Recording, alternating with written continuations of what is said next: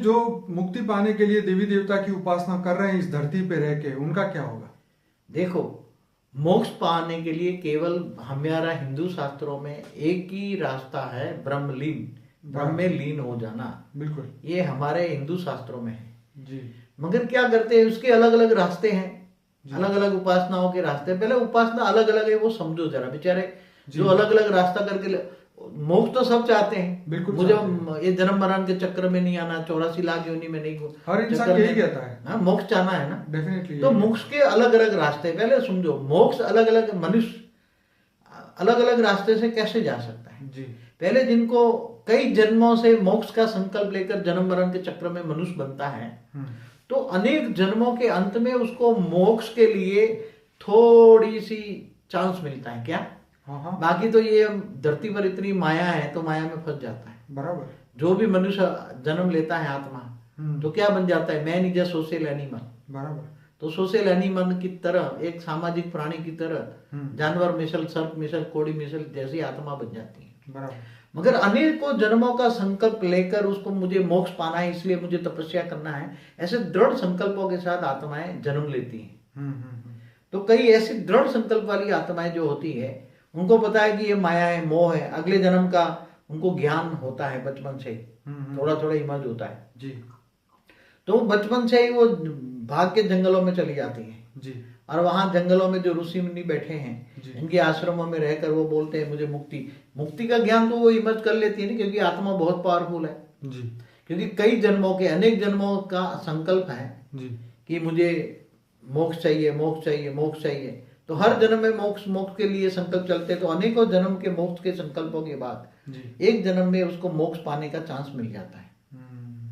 और जब मोक्ष पाने का चांस मिलता है तो उसको पता है कि अब ये जन्म, ये मैं घर गृहस्थ में रहूंगा, ये संसार में रहूंगा, ये माया में रहूंगा तो फिर फंस जाऊंगा, फिर दोबारा फिर मुझे जन्म लेना पड़ेगा, फिर कर्म बंधन में आऊंगा। इसलिए कर्म बंधन से मुक्ति पाने के लिए ऐसी आत्माएं बहुत ज्ञानी होती हैं। और अनेकों जन्म में घर गृहस्थ में रहकर भी वो मोक्ष पाने के लिए बहुत थोड़े थोड़े ज्ञान मार्ग में चलती हैं। पर बापूजी यहाँ पे मुझे समझना ये इम्पोर्टेंट है कि क्या सपोज 5 जन्म मैंने बहुत तप किया, उसके बाद क्या मोक्ष होगा? कि जब कल्प प्रलय होगा या जब शिव कालाग्नि पैदा करके सब आत्माओं को अपने अंदर संभालेगा तब मोक्ष होगा? ये बहुत इंपॉर्टेंट क्वेश्चन है मेरे लिए। हाँ, मगर जो भक्ति मार्ग की मोक्ष की बात हो रही है ना, वो तो लास्ट मोमेंट है। ओके। वो तो उसी टाइम पर, तो जब शिव, जैसे अर्ध प्रलय, प्रलय, कल्प प्रलय, तो महाकल्प प्रलय में जब वो शिव काल, ब्रह्मा के 100 साल पूरे हो जाते हैं तो ब्रह्मांड का समय पूरा हो जाता है। जी जी जी। तो शिव सूर्य में प्रवेश करके काल अग्नि पैदा करके पूरे ब्रह्मांड को जलाकर भस्म कर देता है जी। तो उसमें आत्मा भी जलकर भस्म हो जाती है ना काल अग्नि में। ओके। काल माना समय की अग्नि में खत्म हो गया, समय खत्म हो गया तो काल अग्नि जी। तो ये बहुत अंतिम समय है ना। मगर वो तो ब्रह्मा का 100 साल है, ब्रह्मा के 100 साल को ज्ञानी है, ज्ञानी है तो उसको पता है ना, अभी तो ब्रह्मा का दूसरा पराग चल रहा है जी। ब्रह्मा का पहला पराग माना ब्रह्मा के 50 साल पूरे हो गए जी। अब तो उसको पता है कि ये महाकल्प प्रलय में तो बहुत टाइम है, अब महाकल्प प्रलय में ही आत्माओं को मुक्ति मिलती है। तो वो इंतजार नहीं करेगा ना जिनको मोक्ष पाना है और इन 84 लाख योनियों के चक्कर से छूटना चाहता है तो जानता है कि ये बार बार जन्म मरण के चक्कर में आने की बजाय हम पुरुषार्थ कर। तो अनेकों जन्मों के अंदर, बुद्धि के अंदर अनेकों जन्म के बाद पुरुषार्थ करता है मोक्ष का, मुझे मोक्ष चाहिए, मोक्ष चाहिए, मोक्ष चाहिए। हर बार, हर जन्म में मोक्ष के लिए पुरुषार्थ करता है, तब अंतिम जन्म में एक बार मोक्ष मिलता है। और ऐसी आत्माएं जंगलों में जाकर ब्रह्मलीन की तपस्या करती हैं और फिर भी एक साथ में ब्रह्मलीन नहीं होती। इसकी प्रोसेस क्या होता है जी? एक्चुअली क्या होता है कि जब वो ब्रह्म में लीन होता है, वो निराकार की ज्योति स्वरूप की पूजा करते हैं जी। ब्रह्म की, पर ब्रह्म परमेश्वर मानते हैं उसको जी। उसको वो लोग पर ब्रह्म को शिव भी नहीं कहते। ओके। शिव तो आकारी जो है ना, शिव शक्ति शिवपुरी में रहता है जी जी। शिव शक्ति, वो उसको मानते हैं शिव शक्ति। जी जी। और शंकर साकार रूप अवतार है जी। तो शिव शंकर को एक बना के एक कर दिया इन लोगों ने जी। तो ये शंकर की भी उपासना नहीं करते क्योंकि ये ज्ञानी होते हैं ना, वो मानते हैं कि शंकर तो ये शिव का अवतार है। क्या है? साकारी रूप है। बिल्कुल। शिव, एक शिवपुरी में जो शिव शक्ति शिवपुरी में रहता है उसका अवतार है शंकर। तो शंकर वास्तव में जो ब्रह्म ज्ञानी है वो शंकर की उपासना नहीं करते, वो तो ब्रह्म की उपासना करते हैं, निराकार की उपासना करते हैं, ज्योति स्वरूप की उपासना करते हैं। और वो परम धाम में जाने के लिए, परम धाम में क्या ज्ञान है, वो परम धाम का ज्ञान लेते हैं। तो बाबू जी, यहाँ मेरा ये क्वेश्चन है कि सपोज करो कि आज से 1000 साल पहले, आज से 1000 साल पहले अगर किसी साधु संत ने 10,000 साल तप किया है और ब्रह्म में लीन होने के लिए, तो क्या वो समय से पहले उनको मुक्ति मिल सकती है? क्या हाँ, मिल सकती है ना, मगर उसकी प्रोसेस समझना पड़ेगा ना। हाँ, हर कोई जैसे मोक्ष चाहता है जी, मगर इतना आसान चीज नहीं है ना। पहले तो समझो कि 10,000 के आने को युगांतर तक तपस्या करते हैं जी, तब देखो वो पहले उसको आत्मस्वरूप का ज्ञान होता है कि मैं आत्मा हूँ जी, और मुझे परमात्मा में समा जाना है। ब्रह्म माना परमात्मा, निराकार परमात्मा, निराकार परमात्मा, निराकार शिव, उसमें मुझे परम धाम में जाकर मुझे समा जाना है। ये इसका जीवन का लक्ष्य होता है। ठीक है। और जीवन का लक्ष्य अनेकों जन्मों के बाद जब उसको मिलता है तब वो जाकर पहाड़ों की कंदरा में छिप जाता है, कोई देखे ना सोचे ना, ऐसी बंद करके गुफाओं में तपस्या करते हैं। तो जब ब्रह्म की उपासना करते हैं तो उसके लिए पढ़ाई होती है, वो पढ़ते हैं ब्रह्म की उपासना के लिए। तो ब्रह्म की उपासना करते करते पहले ओम की ध्वनि करते हैं, धीरे धीरे पहले शुरू में ओम की ध्वनि करते हैं। तो ओम की ध्वनि से मूलाधार चक्र से सारी शक्तियां आत्मा में 8वां चक्र में आती हैं। तो 8वां चक्र जब खुलता है तो आत्म स्वरूप की अनुभूति होती है, आत्मा लाइट स्वरूप की अनुभूति होती है। और जब ब्रह्म फिर 8वां आज्ञा चक्र खुलता है तो फिर उससे ऊपर ज्यादा बहुत पुरुषार्थ करता है। फिर ओम की ध्वनि करके जब आत्मा की अनुभूति होती है तो आत्म स्वरूप में स्थित होकर वो निराकार परमात्मा की परम धाम में याद करता है, निराकार ब्रह्म की उपासना करता है। और ब्रह्म की उपासना करते करते फिर उसका क्या होता है कि आत्मा से ऊपर सहस्त्रागार खुल जाता है। और जब सहस्त्रागार खुल जाता है तो उसके पूरे ब्रह्मांड से कनेक्शन जुड़ जाता है। और ब्रह्मांड से कनेक्शन जुड़ने के बाद वो धीरे धीरे धीरे उसका सूक्ष्म स्वरूप बाहर निकलता है, वो 10वां द्वार खुलता है उसका। तो आत्मा 10वां द्वार से सूक्ष्म शरीर बाहर निकाल लेती है। जैसे कहते हैं कुंडलिनी जागृत करते हैं, जी जी जी। तो ये कुंडलिनी जागृत करके सूक्ष्म शरीर बाहर निकालते हैं 10वां द्वार से, जहां यहाँ होता है वो तालवे के ऊपर होता है। जब आत्मा फिर सूक्ष्म शरीर में बाहर जाती है, सूक्ष्म शरीर से बाहर ऊपर जाती हैं, दूसरे लोक में जाती हैं, भूलोक से भूलोक में जाती हैं, फिर वहां भी पुरुषार्थ करके तीसरे लोक में जाती हैं, स्वर्ग लोक में। उसको पता है स्वर्ग लोक में फंस जाऊंगा फिर मनुष्य बनूंगा, इसलिए स्वर्ग लोक में ऐसी आत्माएं टिकती नहीं है। फिर चौथे महालोक में जाती हैं, फिर और पुरुषार्थ करती है, फिर जनलोक में जाती हैं। तो बाबूजी बीच में फिर से रोकूंगा, क्या मोक्ष मिलने के बाद ये लोक क्रॉस करना तो फिर होगा? मोक्ष कहाँ हुआ है? अभी तो मोक्ष हुआ ही नहीं ना उसका। अच्छा, अभी तो मोक्ष की उसका प्रोसेस चल रहा है। अच्छा, प्रोसेस चल रहा है, ओके। अभी तो मोक्ष के आत्मा प्रोसेस है, ओके। अरे ये भी सूक्ष्म शरीर जो फिर शरीर तो नहीं होगा ना? जब वो ऊपर के लोक में जाएगी तो शरीर खत्म हो जाएगा। बस सूक्ष्म शरीर तो है ना।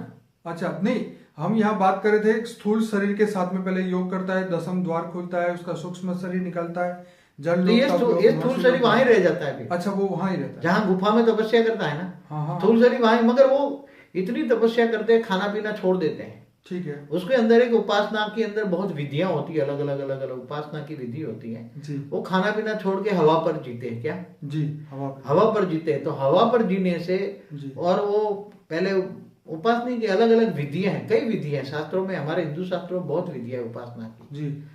तो ब्रह्मज्ञानी अलग अलग उपासना करते हैं। तो उसका स्थूल शरीर से उसको खाने पीने की जरूरत नहीं पड़ती। ओके। जैसे हमारे यहाँ भी गुजरात में एक नहीं ब्रह्म प्रहलाद जानी, उसको बचपन से कई सालों से खाना नहीं खाता, तो भी जी रहा है ना मनुष्य की तरह। बिल्कुल। मगर कोई उपासना वो नहीं करता, जी सकता है। आत्मा चाहे तो वायुमंडल से जी, वायुमंडल में ही सब कुछ है, तो वायु से ही जल और खुराक पा सकता है।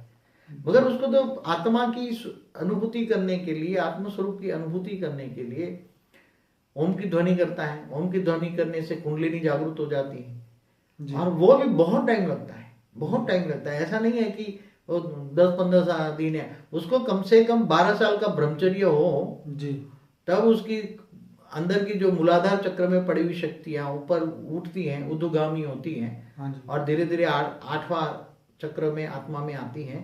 तब 12 साल के बाद कई साल तपस्या करती है, तब आत्मस्वरूप की अनुभूति होती है।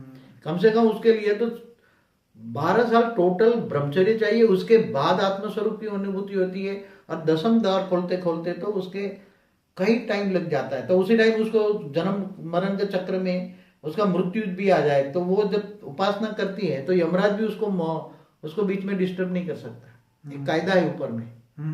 हाँ, एक कायदा है, ये शायद कोई जानता हो ना, मैं बता दूं मैंने, मगर वो कायदा मैंने देखा है जी, कि जब कोई ब्रह्म की उपासना करता है, ओहो, जब निराकार की उपासना करता है, क्योंकि ये ब्रह्मांड का तो ये ऑलमाइटी अथॉरिटी है जी, इस ब्रह्मांड का तो ऑलमाइटी अथॉरिटी शिव है। जी, जी, जी, तो ब्रह्म ज्ञानी जब ब्रह्म की उपासना करता है तो उसके बीच में यमराज, अगर उसकी कर्मों का हिसाब किताब आया और कर्मों का हिसाब किताब आ गया बीच में जी, और उसका मौत होने का समय भी आ गया, जी, जी, और यमराज देखता है कि अब उसको मौत करूं या ना करूं, ओके, तो उसको यमराज मौत नहीं करेगा। अमेजिंग बात है ये तो, हाँ? पहली बार ही सुनी है शायद। हाँ, तो शायद कहीं नहीं मिलेगी। आपने तो अभी तक कैमरा में कभी नहीं बताया। नहीं, मैंने अनुभूति की है, मगर मैंने तो इतनी चीजें अनुभूति की है कि शास्त्रों में वर्णन नहीं है उसका।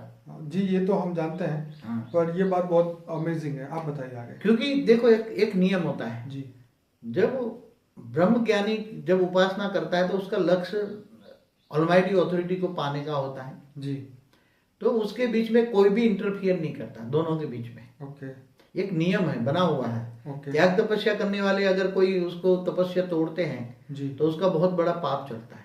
जी, इसलिए तो इंद्र भी बार बार वो तपस्या करने वालों को, कोई भी तपस्या करने वालों को बीच में उसका खंडन करता है, तपस्या का खंडन करता है, जी, तो इंद्र को भी श्राप लग जाता है। हम्म, 33 कोटि देवताओं का राजा इंद्र को भी श्राप लग जाता है। जी, इसलिए किसी की भी तपस्या का भंग करने का, किसी को जब इंद्र नहीं कर सकता तो ये तो यमराज है। यमराज को इतनी अथॉरिटी नहीं है, वो वापस चला जाता है, वहां से ऊपर से देखेगा ना यमराज यमपुरी से बराबर, कि भाई ये तो ब्रह्म की तपस्या करता है तो उसको कोई नहीं ले सकता।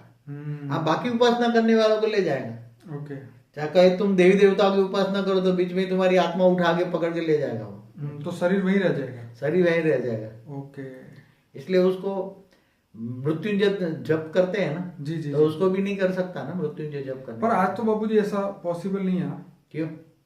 मतलब आज का जो जमाने में वो जो सही हृदय से करना या जो भी चीज है आज की डेट में, अगर ऐसा कि कितने आज लोग भी हैं आज हिमालय में पहाड़ों में चले जाओ, नहीं, बहुत ही ब्रह्मर्षि बैठे हैं, तपस्या कर रहे हैं, किसी को मिलते नहीं है, ना खाते न पीते, अपनी गुफा का दरवाजा बंद करके अंदर तपस्या करते हैं। हाँ, ये अगर possible उसको है। पता चला कोई मिलने आ जाए तो गालियां देके निकाल देते हैं। क्यों? जी। क्योंकि उसको पता है मेरी तपस्या भंग करेगी, मैं उसको देखूंगा तो मेरी आंखों के द्वारा मेरी सारी पावर उसको खत्म हो जाएगी, उसमें बात चली जाएगी। जी, जी, जी, इसलिए ऐसे लोग कभी भी जो योगी हैं कभी किसी को नहीं मिलेंगे, जी, गालियां देके निकाल देंगे। इसके बाहर जो बैठे हुए हैं लोग उनको बहुत पता है किसी को नहीं मिलेंगे, जी, जी, जी, इसलिए वो आज भी कर रहे हैं। ऐसी बात नहीं है, मोक्ष या मुक्ति पाने के लिए बहुत तपस्या करते हैं। जी, फिर ये आत्मा धीरे धीरे महालोक, जनलोक, तपलोक, फिर ब्रह्मापुरी जाती है, फिर विष्णुपुरी जाती है। जी, फिर विष्णुपुरी में तो वहां वैकुंठ कहते हैं, तो वहां वैकुंठ में जाती है तो आत्मा फिर यहाँ तपस्या करती है ब्रह्मलीन के अंदर। एक बहुत ध्यान रखना,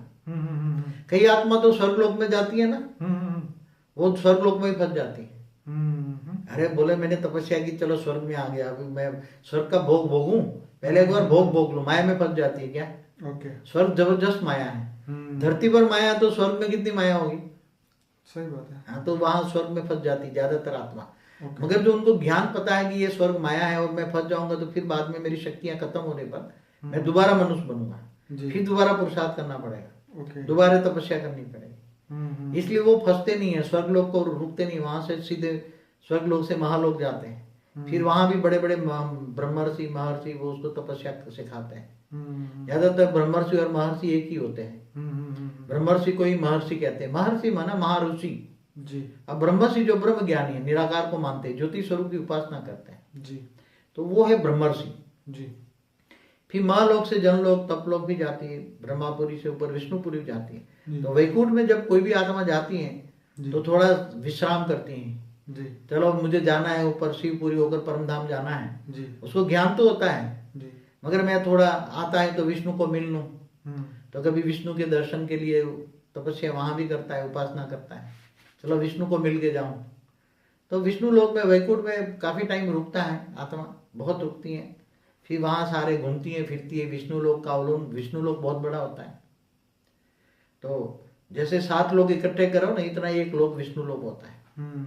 जैसे नीचे 7 लोग का टोटल लगाओ, इतनी जगह जो होती है, इतनी विष्णु लोक की जगह होती है। फिर उसकी इच्छा पूरी हो जाती है, विष्णु के दर्शन करती है, फिर वहाँ परम सुख को पाती है। वहाँ क्या पाती है? विष्णु लोक में, वैकुंठ में परम सुख होता है। आत्मा परम सुख बहुत पाती है। फिर परम सुख से भी आत्माएं वैसे थक जाती हैं। क्या करना है? परम रोज एक ही प्रकार का सुख मिलेगा? है वैरायटी सुख है वहाँ, वैरायटी। वहाँ परम तत्व की बॉडी होती है, वहाँ 50% परम तत्व है, 50% तीन तत्व है। ऐसा विष्णु लोक है। फिर ऊपर शिवपुरी में जाती तो शिवपुरी पूरा परम तत्वों की दुनिया है। वहाँ शिव शक्ति रहती है। फिर वहाँ शिव शक्ति को मिलके वहाँ भी उपासना करते हैं। तो ऊपर जाने का पुरुषार्थ करना पड़ता है, और शिव शक्ति के पास रहकर उपासना मिलके फिर शिव शक्ति को आकारी रूप में वहाँ रहते हैं। तो वहाँ से उपासना करके फिर परम धाम में निराकारी स्वरूप में चला जाता है, निराकार हो जाता है। कैवल्य अवस्था आत्मा की क्या होती है? कैवल्य अवस्था, निराकारी अवस्था। शरीर कोई भी प्रकार का शरीर हो, चाहे स्थूल शरीर हो, चाहे सूक्ष्म शरीर हो, चाहे कारण शरीर हो, चाहे महाकारण शरीर हो, मगर एक शरीर कर्मों का बंधन है जी। जब आत्मा कर्मातीत अवस्था हो जाती है, आत्मा कर्म बंधन से मुक्त हो जाती है, तो निराकार बन जाती है, और निराकार परम धाम में एंट्री मिलती है। परम धाम में कोई भी शरीर उसको नहीं होता, आत्मा निराकार हो जाती है। तो इस ब्रह्मांड के परम धाम में पहुंचती है। हाँ, तो इस ब्रह्मांड के परम धाम में शिवपुरी में जाती हैं तो शिव वहाँ निराकार रूप में होता है जी। और शिव को परम धाम में वो ब्रह्मलीन अवस्था में उसके अंदर उसकी इच्छा तीव्र गति से होती तो लव ब्रह्म में समा जाती कई बार आत्माएं। चलो, पावर एक परम प्रकाश है तो परम तेज में, परम प्रकाश में वो आत्मा जाके समा जाती है तो उसका अस्तित्व खत्म हो जाता है, उसको मुक्ति कहते हैं।